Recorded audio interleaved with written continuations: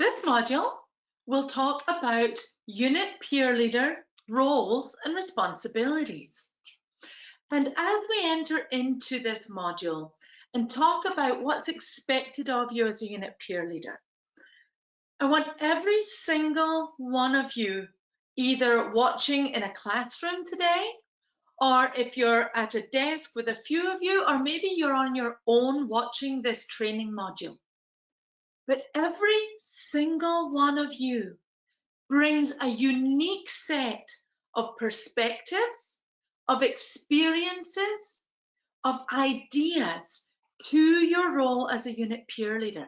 So don't ever be intimidated by the fact that perhaps you're brand new in this role, perhaps you're brand new as a nurse or to the hospital or facility or unit where you are stepping up to take on this really important role. Bring your best ideas. Sometimes people who've been in this role for a long time, we can kind of get stuck in a certain way of doing things, and we need those fresh ideas and those fresh perspectives. So I just want to thank every single one of you for stepping up to this role or continuing in this role, because what you do makes a world of difference to the patients you serve and to your co-workers who treat those patients. So you really are the link between the research and the front line. I'm going to play a few minutes of this video for you, which is coming to us from Bill Maris, who is a researcher in human factors and engineering from Ohio State University. And this is a compilation of little different clips from TED Talks he has done that just gives you the history about the physiology of back injuries and the why safe patient handling and mobility is important in the first place. So let's listen in to Dr. Maris as he talks about low back pain. How many people here have had back pain? Maybe the way I should ask this is, anybody here not had back pain? Low back disorders are the most disabling condition known to mankind, not only in the United States, but around the world. You know, no matter what country you go to, you're going to find this is the #1 condition that puts people on the sidelines. So in the United States alone, we lose about 100 million lost workdays per year to low back pain, and we spend in the neighborhood of $100 billion treating people for low back pain. So, you know, we're typically concerned about the disc. If you look at the spine, you have 24 vertebrae, and in between each one of these vertebrae is a little disc, which is sort of like a shock absorber. And if we look at this in close-up, we can see that there's good space in between those vertebral bodies that is offered by the disc. And we also see that you have these little tubes or cables that come out of the spinal cord, and these go down to serve different parts of your body. And if you put pressure on that, that's when you have a problem, sort of like you see at the bottom right here. So as a matter of fact, here's somebody who had a rupture of the disc that's pushing against that nerve root, and that's when you get things like sciatica going down your leg. So how does this all occur? In order to understand how this occurs, we have to understand something about the anatomy of the disc and how it gets its nutrition. If you look at the disc, it's almost like a tire that you lay on its side. Okay, so it's got lots of crosshatch fibers, which are like plies of that tire, and in the center you've got a gelatinous core, and it also has this tiny cap on the top called an end plate. And that end plate is only about 1 millimeter thick, and its purpose in life is to diffuse nutrients into that disc. The disc itself has no blood supply like most parts of your body. So how does it get its nutrition?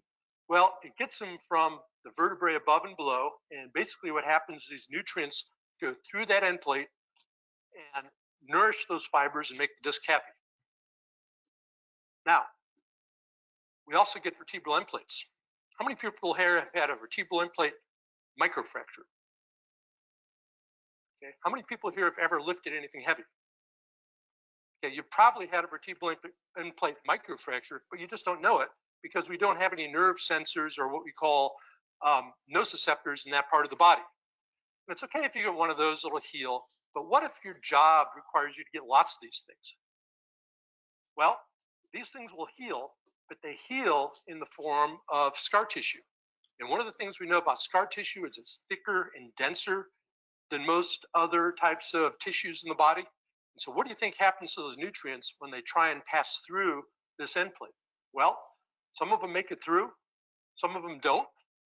And subsequently we get atrophy of the disc fibers, parts of the disc die off. That's how we get weak discs, and that's how things get bad in terms of ruptures. So as an engineer, what we do is look at the load imposed on those tissues of the body compared to the tolerance.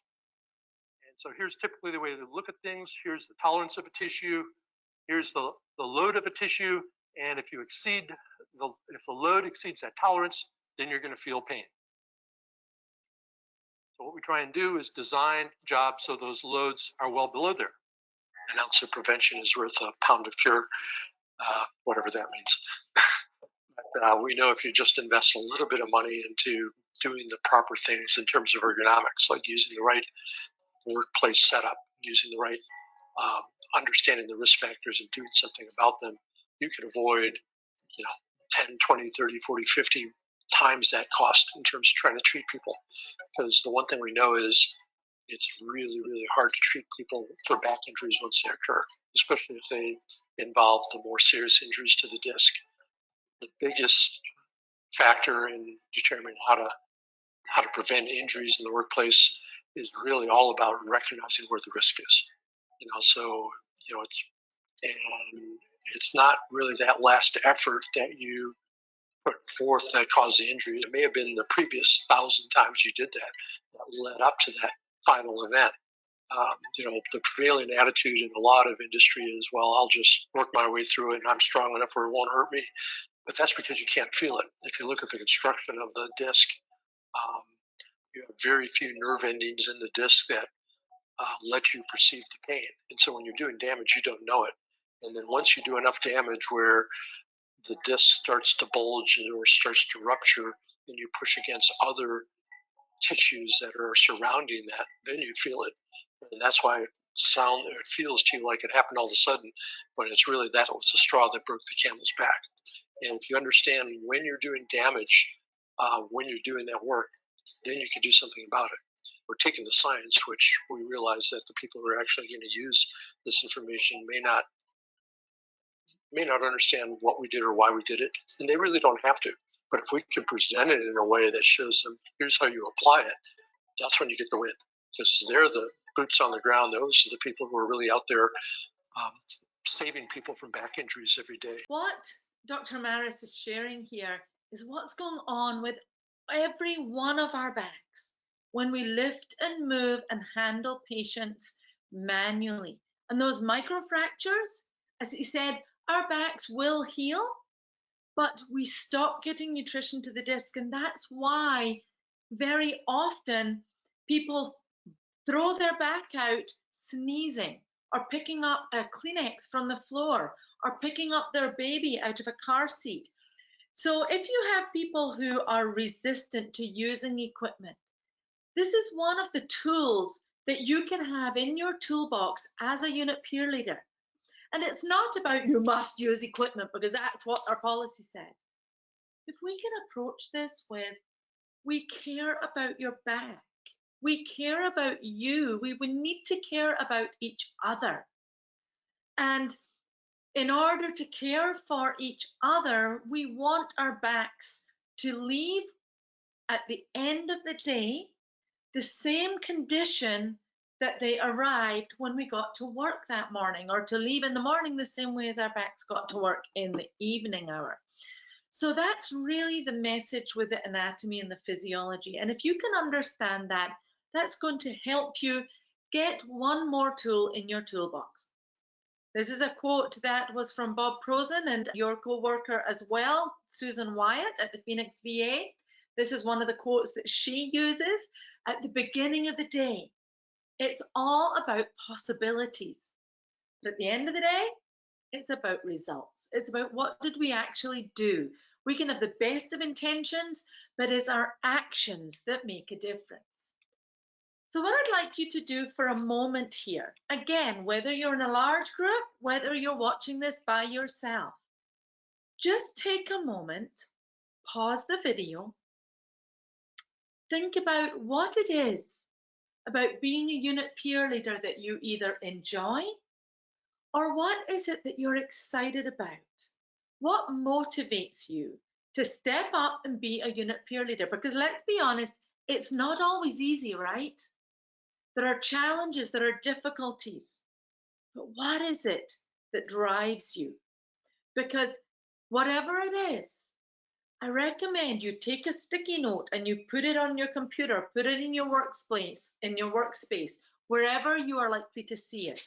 Because those days when it feels like, why am I doing this? This motivating factor is going to help you. The big why. Why am I stepping up? And as you go through this module, note areas that you think are strengths that you have as a unit peer leader, and areas that you feel you need more training in, areas that you feel are just vulnerable areas for you. Speak to your facility coordinator about those and how to become stronger in those areas. Your primary role as a peer leader is to ensure that your co-workers on your unit know and can correctly demonstrate how to safely move their patients according to your safe patient handling and mobility policy. So each of these areas you're going to learn more about, either in this module or in the other modules. But the equipment, the lifts, the slings, where are your lifts and slings stored? How and when do you use each piece of equipment? On what kinds of patients? And if plan A doesn't work, what is your plan B? Without reverting to manual handling, because remember, every time you manually lift, push, or pull more than 35 pounds, you are creating those microfractures in your spine, and so are your coworkers. What do you do if equipment is unavailable or not working? Who to contact in your facility? And how to sign off on competency landscapes to document that all of your coworkers on your unit have received training and can demonstrate that they know how to use the lifts and the slings safely. So let's talk a little bit about PPE, because in the last couple of years, right now we're in 2021, we have heard a lot about limitations of PPE and the importance of masks and N95 masks and cappers and pappers. And we know that PPE for respiratory against bacteria and viral pathogens, these bacteria and viruses can cause temporary or lifelong problems, right, with our health. Use of this PPE is mandatory. We would not dream of going into a patient's room who is COVID positive or who has C. difficile or who has MRSA without having the proper PPE. Use is mandatory. Let's think about the bottom picture. Safe patient handling technology protects against mechanical forces that, read this carefully, can cause us temporary or long-term problems with our health. The use should be every bit as mandatory as a mask and gloves and a gown and a face shield. So again, they are both PPE, both should be considered mandatory. So let's talk a little bit about training and competency. Different ways that you can train people on your unit. Conduct and assist in staff training. Orienting new employees on your unit or away from the unit as directed by your facility coordinator. Helping complete equipment competencies. Working to assist your co-workers and patient and family training as needed.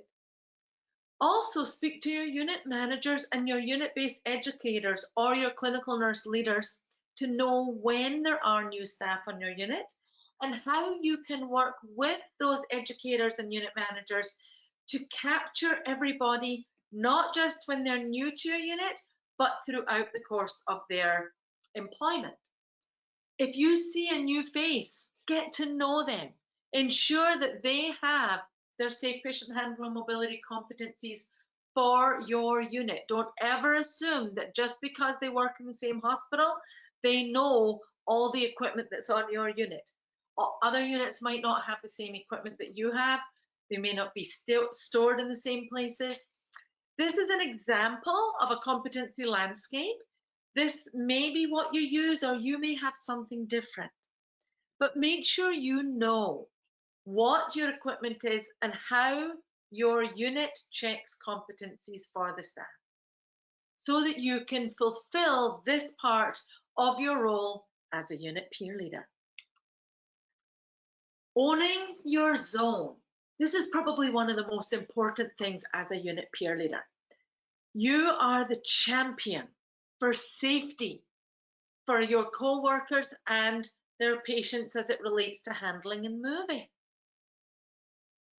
Know all the equipment on your unit. I know I'm going to say this a dozen times, maybe in this module and in other modules, you will hear this. It cannot be overstated enough. Know everything about your equipment, the stuff that's used all the time, and also the pieces of equipment that are used more infrequently, or the accessories that you may be sharing with other units.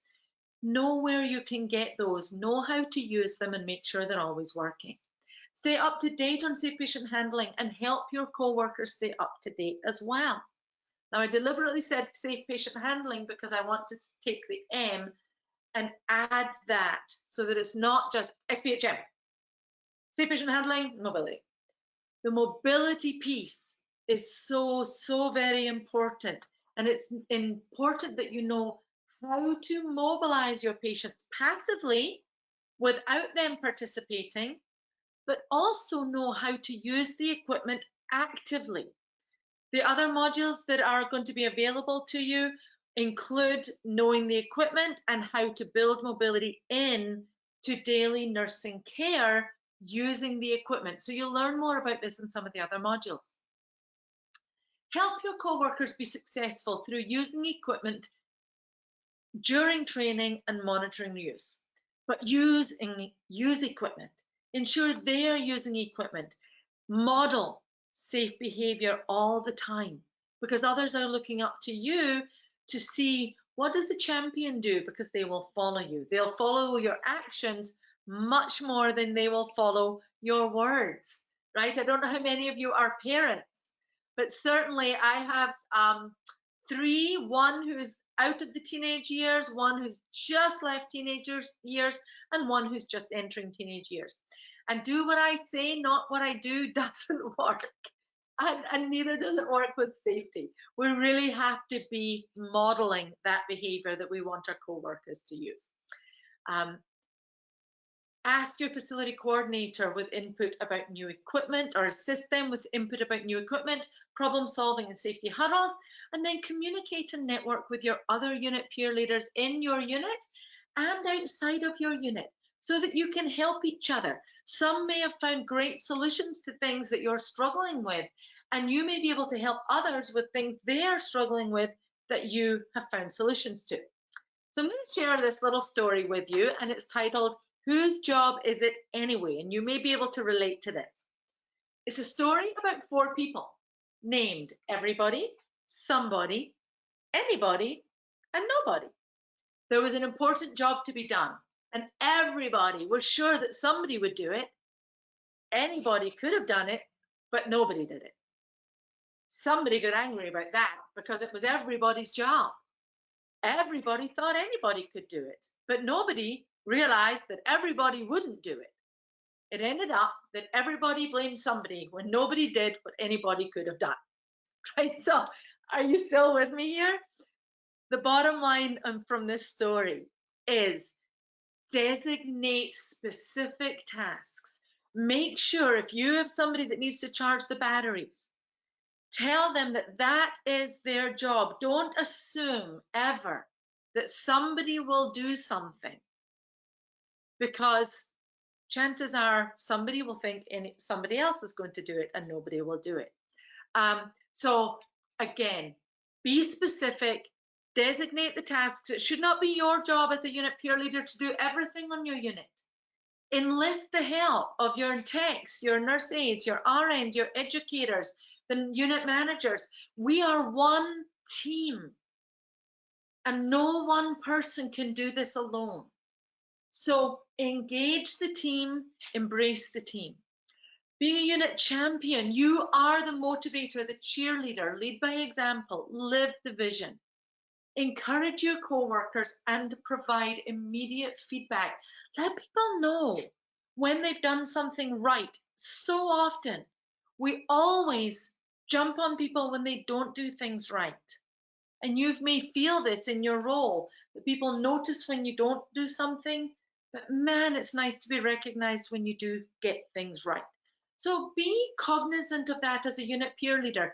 You don't need a manager role or a title to make a difference. I want to say that again because it's really, really important.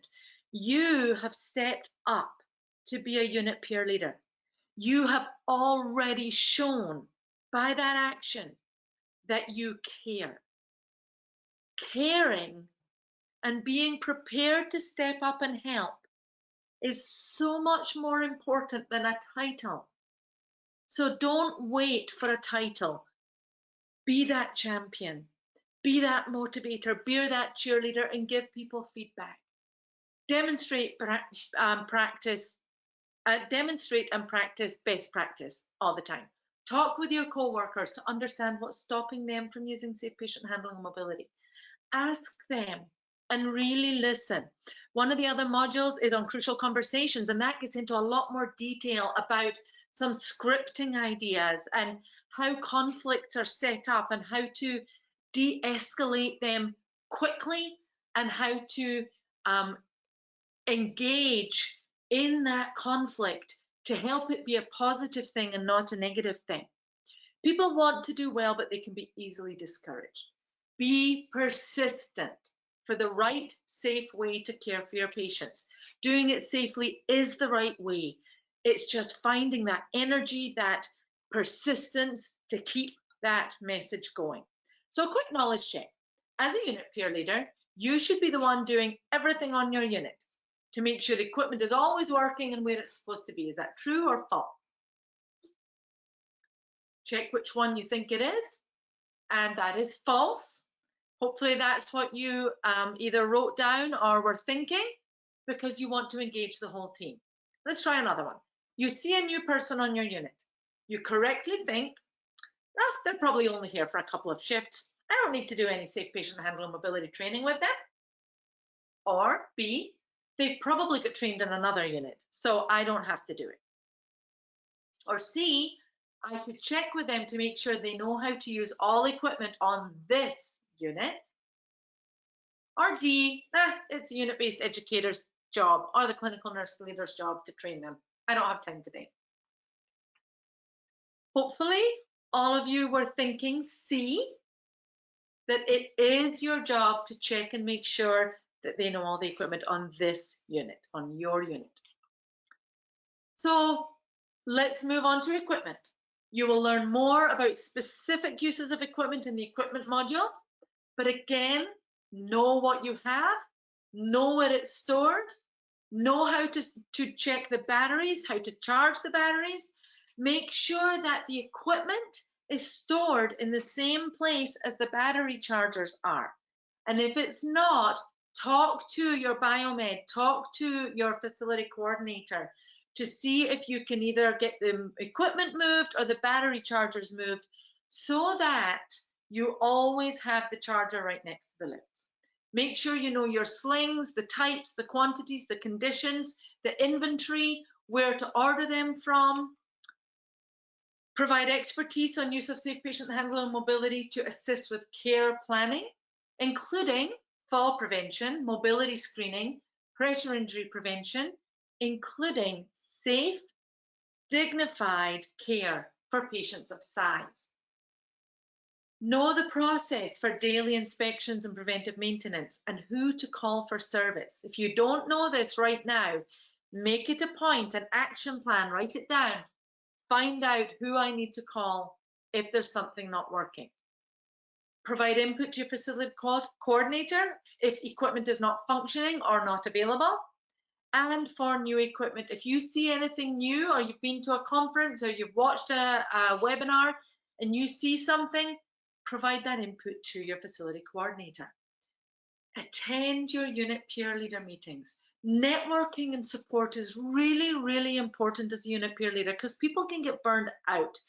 It is the right thing to do, but it can be exhausting. And I just strongly encourage you to use your networking team, support one another, build each other up, and reward each other with just pats on the back. Hey, that was really good. When I saw you do this, that made me think about doing this on my unit.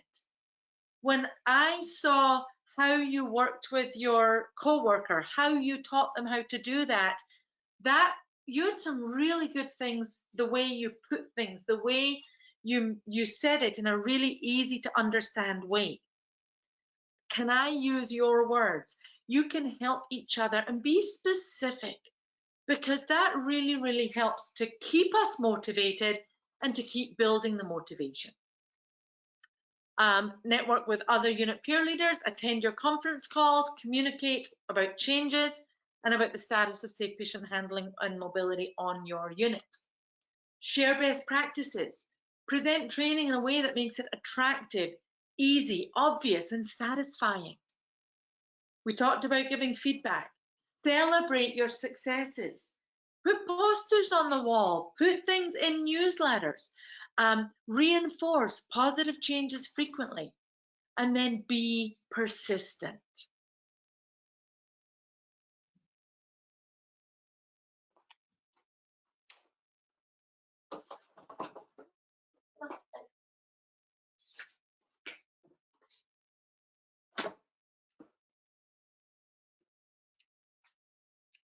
Share best practices with your peers. Present training in a way that makes it attractive, easy, obvious, and satisfying. Provide feedback. Be specific. We talked about this already. Celebrate successes. Share with posters, with newsletters, cookies. Now, in COVID, that's a little bit more challenging, but find ways. It doesn't always have to be a big ordeal. Celebrating in little ways can be good too. Reinforce positive changes frequently and be persistent. So let's look at another knowledge check question. Which of the following are ways to stay up to date on best practices for safe patient handling and mobility? Attend monthly unit peer leader meetings. Go to conferences on safe patient handling and mobility. Read articles. Or all of the above are good options. I'm guessing that you all answered correctly. D, all of the above are good options. Let's talk about some ideas, some specific things that you can do to outside of classroom training. Because often what I hear from unit peer leaders is it's really, really difficult to get a block of time to train co-workers. Quick 10-minute in-services at the nurse's station. Hey guys, you know what? Whoever's here, we're going to work on the powered stand aid. It can be 5-10 minutes. Somebody gets in it, hook up a sling, check people off that they knew how to do it. You can do just-in-time training, where instead of specifically pulling people away from patient care, you go to them and help mentor while they are preparing, while they're working with their patient. You can help teach and mentor on the slings, on the lifts, during a toileting assist, boosting assist. Manning the call bell is a great way to do some training, because that's when a lot of those opportunities where people need help arise. I need boosting help in room such and such. I need bathroom help. I need positioning help.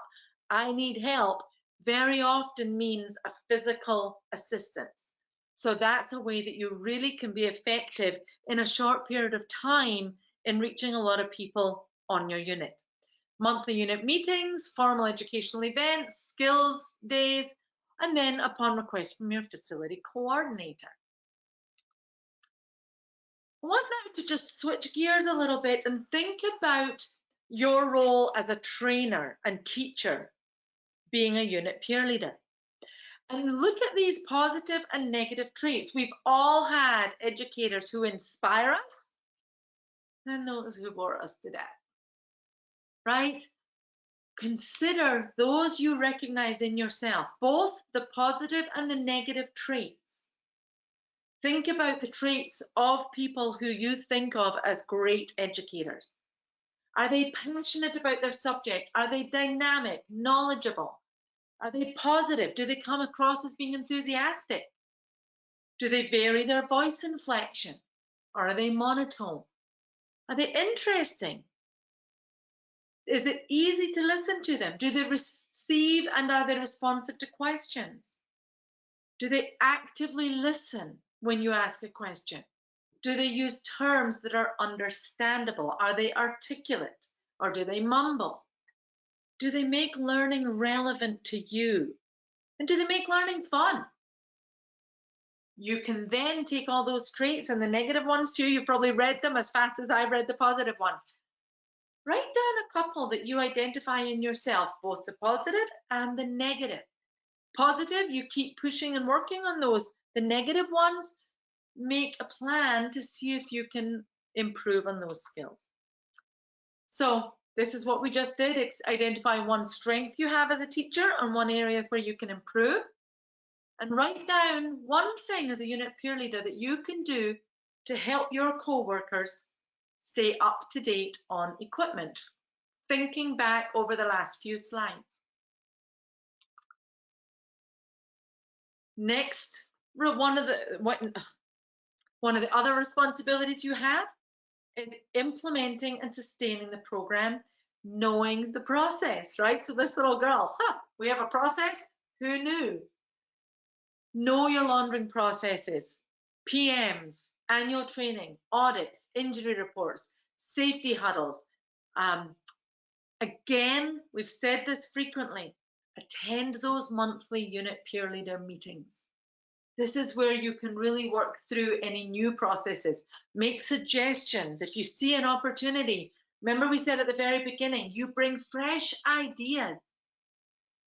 Bring those to those meetings and see if you can implement some of the new processes or new ways of doing things. Safety huddles are very important. You want to use the 5 whys to get to the root of the problem. You want to capture near misses, have an opportunity to plan for systematic resolution, share perspectives, be brief, focus on solutions and processes, not blaming people, and think of safety huddles as opportunities for effective team building. People often ask, why do we use 5 whys? The whys are, okay, somebody got hurt. Well, why did they get hurt? Well, they were boosting a patient in bed. Why were they boosting a patient manually? Well, because the lift wasn't working. Why wasn't the lift working? Well, it was taken out of service. Why was it taken out of service? Or why was it not put back in service? Because I didn't know how to put in an electronic work order, or because nobody followed up on it. Always try to get to the root. And it's not about blaming, it's about the busyness. It's about sometimes the processes. Maybe it's about flagging an urgency level with Biomed when a piece of equipment is taken out of service. Maybe it's about knowing where spare equipment might be or spare parts for equipment, knowing numbers to call right away so that a piece of equipment does not sit without working for any longer than it absolutely has to. And sometimes people say, well, can't you get there in 2 whys or 3 whys? Very often, what we have found is it takes 5 of those to get to the root. Sometimes more, sometimes you can identify it right away. Before injuries occur, think process. What happened to threaten the patient or staff safety? These are our near misses. What should have happened? What could have happened? What accounted for the difference? Are there actions that you could take as a unit peer leader? Are there things that you see on your unit that you just know are an accident waiting to happen? An example is flat batteries, batteries that aren't charged and don't hold their charge anymore. Observing that is the first step, it's the first why in a patient fall happening or a caregiver injury happening. Because that might be the reason why the lift didn't work when they went to try it, and why they went to do things manually, and why the patient ended up on the floor. So again, what I want to do here is just come back to all the things that you do. Some of them may seem, what we say, unseen and unimportant. Some of the mundane things that are not necessarily filled with glory and accolade, such as organizing an equipment room, stacking slings neatly, making sure the PM labels are easy for people to see. They seem like mundane, unseen tasks, but please know those tasks are every bit as important as celebrating outcomes at a conference. You don't get the outcomes without the processes working, without those things that you are doing every day on your unit to make all of it work.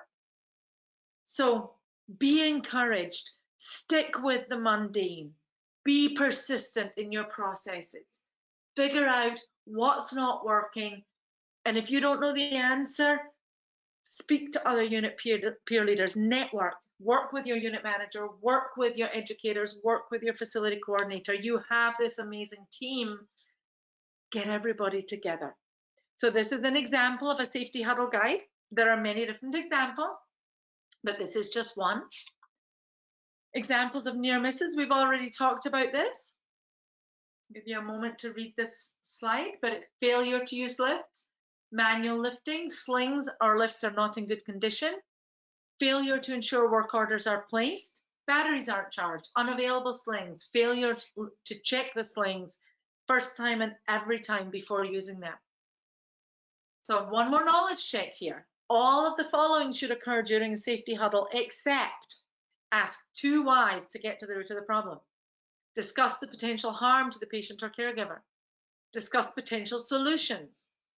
Focus on the system level problems rather than blaming the individual, or include near miss injuries. Hopefully everybody answered A. Ask 2 whys, because why is that wrong? We should be asking 5. Next, we want to make sure everybody knows about the program.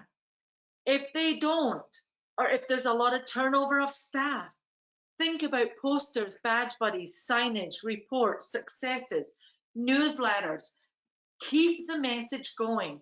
If your program is running really well and everybody knows their role, this is less necessary. But when you have a lot of turnover, new staff, refunctioning, repurposing, new equipment, make sure you let people know. Some of the challenges and solutions to the barriers you come up against when it's tough to get management support. Try to provide time in daily workflow to accomplish responsibilities. Try to promote staff safety as a high priority. Always come to the table with, I care most about staff and patient safety. Therefore, I need to talk to you about this. We had a near miss. We had a difficulty with a sling. We haven't been able to get the right equipment. Other ways you can say that, safety for staff and patients is my top priority.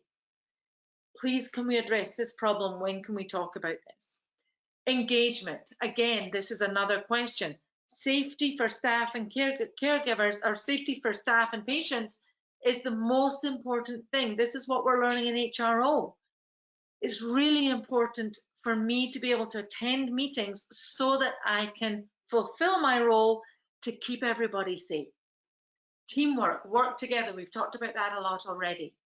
Use facility education systems already that you have, TMS, Maybe you're even watching this module in TMS, clinical skills, to assign equipment or review videos. And then track your activities and maintain your lead status and include on your proficiency.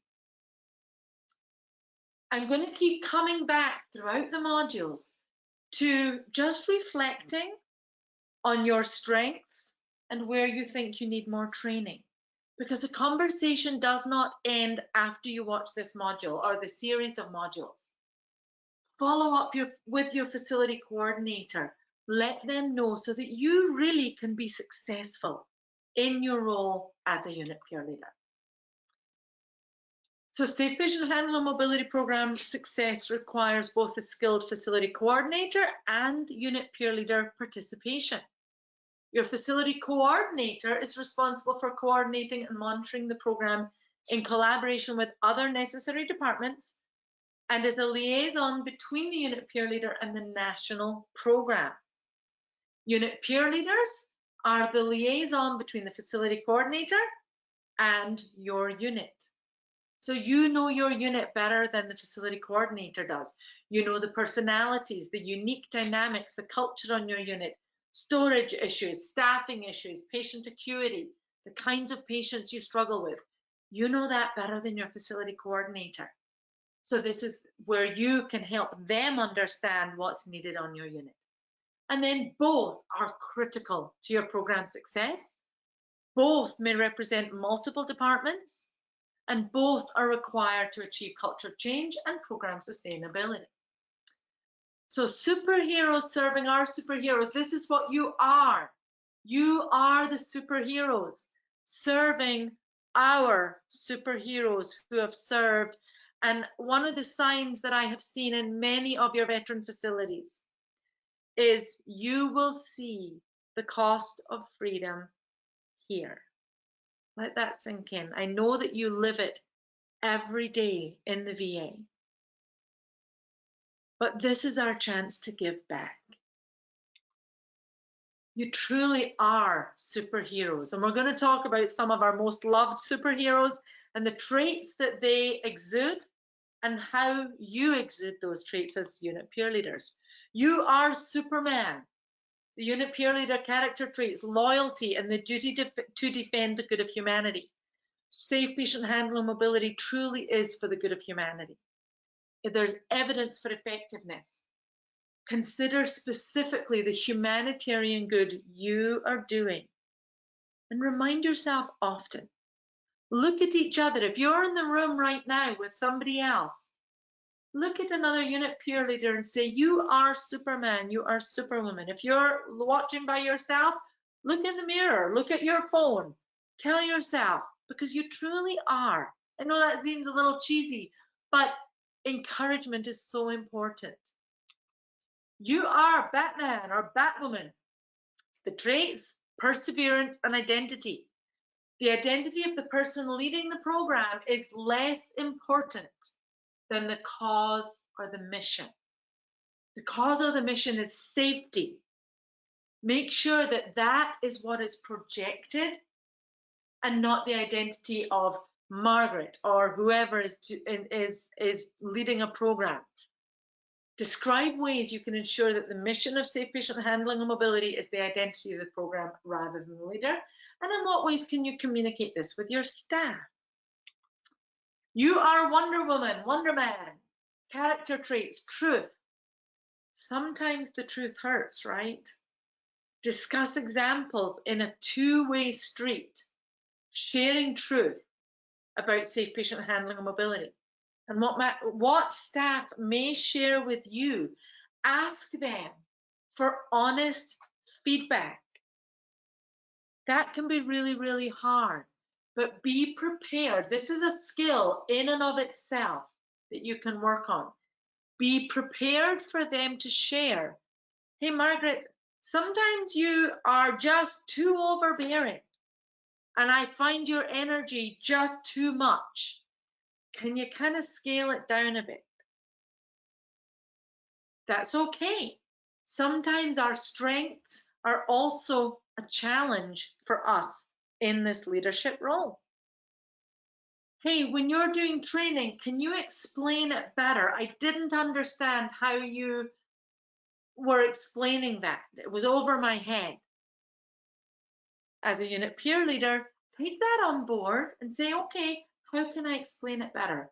Again, this comes back to listening to understand and then letting those co-workers know that you have heard them and that you are going to work with them to overcome that. When people give you truth, those are opportunities. Those are opening doors to overcome resistance. We'll talk a little bit more about that in the Crucial Conversations module. You are Black Panther. Character traits are increased senses. Know the temperature of safe patient handling mobility on your unit. Respond with strength and fearlessness to fix issues that need to be fixed. And lend a hand wherever it's needed. Ask your facility coordinator for specific resources that are at a facility level. So examples of these may include competencies or landscapes for specific equipment on your unit, how to process electronic work orders, what the processes are in your facility, who to call in your facility if all these things that can go wrong. So make sure that you know what these unit specific and facility specific policies, processes, forms, order sets are. In this slide, you have a multitude of patient videos that have been created within the VA by your peers. They are phenomenal, and they go over in patient language how to use these different pieces of equipment and what they're used for. And the verbiage that is used in these is really, really good. I strongly recommend go and watch each and every one of them and use that verbiage every day when you're talking about safe patient handling and mobility tools, because that is then going to make sure that your veterans and your patients are hearing the same terms. It helps with communication and consistency of messaging. Now I'm going to share now a short video that this was prepared and given with permission for this module by your fearless National Program Manager, Dr. Tony Hilton, who put this together for a conference. And raising up your veterans, this is what you're doing every day. This video makes me cry every time I play it. I want you to just sit back and just let it wash over you for a few minutes here.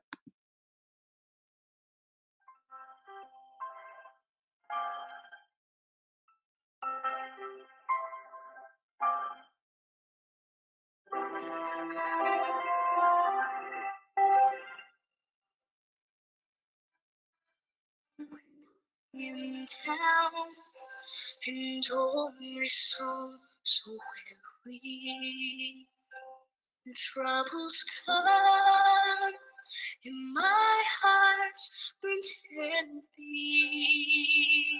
When I am still and wait in silence until you come and sit a while with me. You're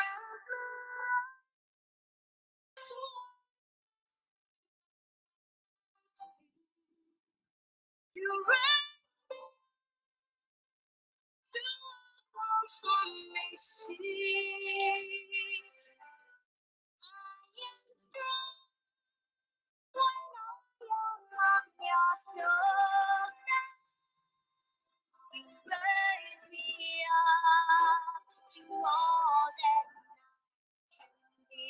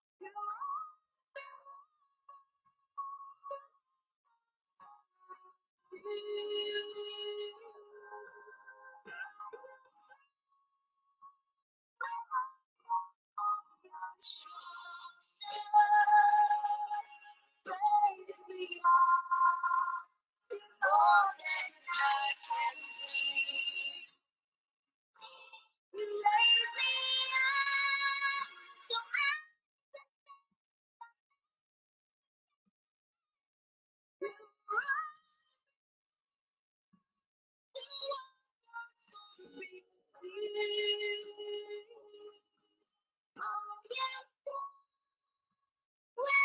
am on your shoulders,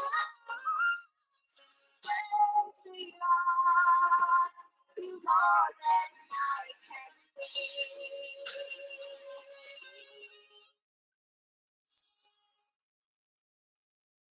raise me up, you raise me up.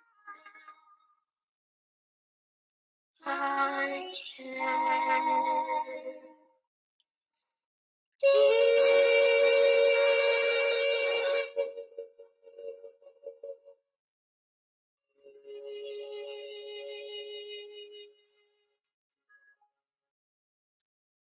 This is what you are doing for your veterans every day and for your co-workers every day. Know the difference that you are making as a unit peer leader. This concludes the module on roles and responsibilities of being a unit peer leader. Please ask whatever questions you have.